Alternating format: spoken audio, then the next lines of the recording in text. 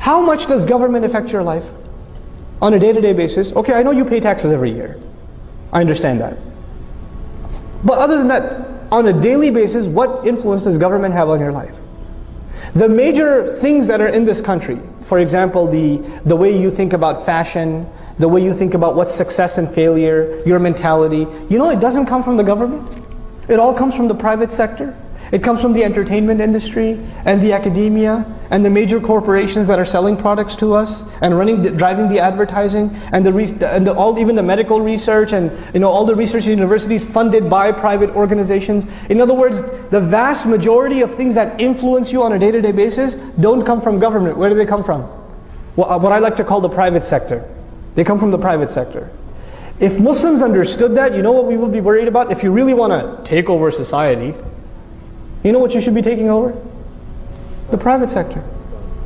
Open field. The Muslims haven't even begun to touch how many Muslims in media. More powerful than government today is what?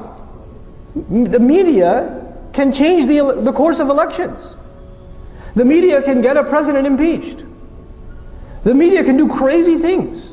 The media can say things like horrible, terrible things like Obama's Muslim. Right? And get away with it. Media is powerful. Academia, universities shape the minds of the pillars of this society. How many Muslims in academia? How many Muslim sociologists, anthropologists, political scientists, historians? We're not present. We came to this country and we thought success is doctor, engineer. Okay, fine, you couldn't do doctor, engineer, programmer, right? IT, right? Or okay, if none of those worked out, gas station, right?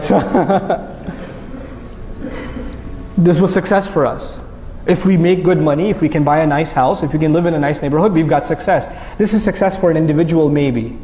For a community, look at what, and I'm baffled by the Jewish community. I'm amazed by them. You know why?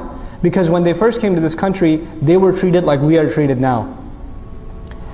And you know what they got themselves? You could say, oh, they're riba people, whatever. But you know what they really got themselves into? Not just financial institutions, entertainment, literature, academics, virtually any major university in the country, a significant proportion of the faculty is Jewish. That's a norm. It's normal, you know.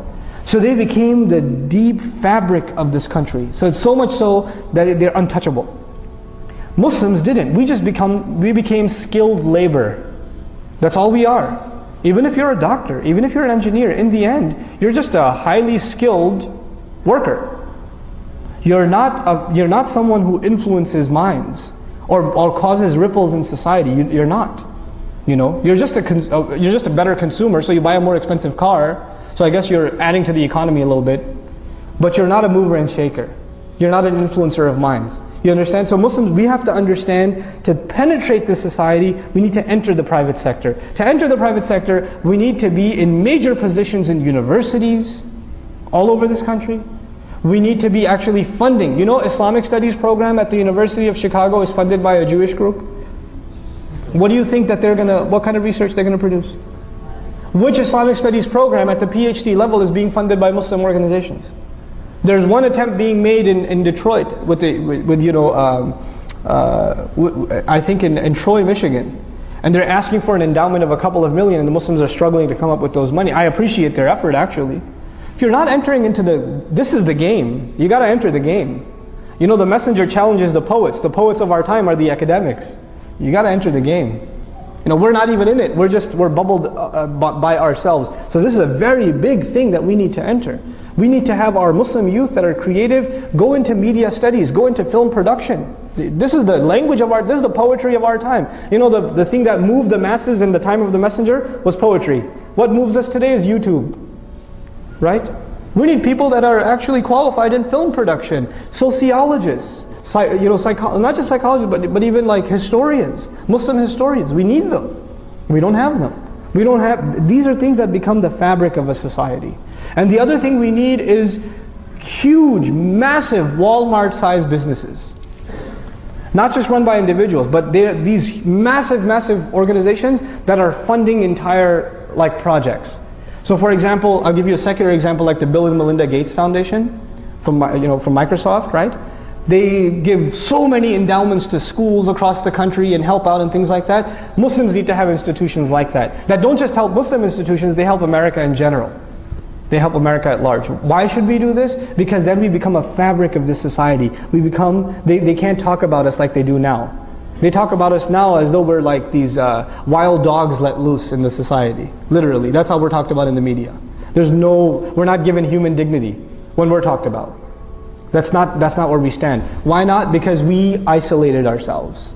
We did that to ourselves. I'll move along quickly, inshallah ta'ala. This is the last thing I'll share with you for today. Probably we'll have another session to finish this discussion. And just to, again, I know there's a lot of different things I talked about here, but again, I just want food for thought. I want us to just think about these things. And inshallah ta'ala, hopefully the purpose of a community is some people are good at some things, others are good at other things. We manage our resources and people get involved in projects that are trying to build one part of the solution, others another part of the solution. And it's all syncing and coming together cohesively. That's what we need, that's the point we need to get. How many human resource managers in our audience today? Any HR managers? Not one? We should have human resource managers. Because one thing we need at the level of Muslim community is human resource management.